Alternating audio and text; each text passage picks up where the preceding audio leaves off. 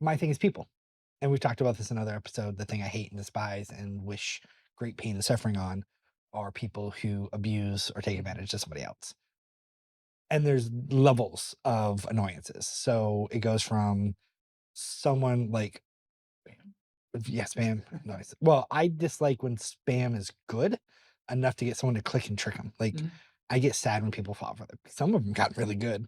I've had to educate people like, no, that's not real. How do you know? Here, if you know what you're looking for. But some I've had to actually like take a close look at. We almost got scammed in our office the other day, and it was scary because it was somebody called up Mhm. and they had the account numbers Yeah. and they had the address Mhm. and they sounded exactly like a rep. And the my employee that was dealing with it, I was hearing this phone conversation, and everything sounded so. He was asking the right questions that he should have, Mhm.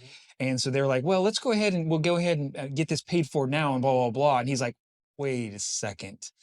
Yeah. This is not an entity that wants payment now on something." And so that was the first thing that Yeah, the finally, red but flag. everything else on it was like they had every detail. It was like, I think it was a PG&E account or an AT&T account or something like that.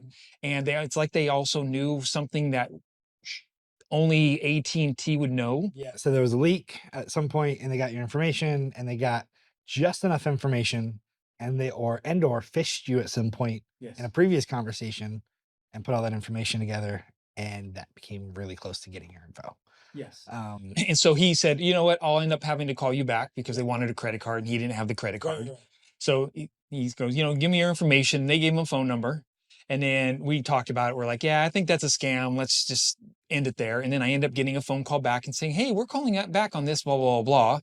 And then how they said it there, we definitely knew it was a scam. But that simple. And I mean, if that was my mom, Yeah. oh, whatever money she had, they would have taken it. And that is beyond annoyance. That is a deep seated hate of mine.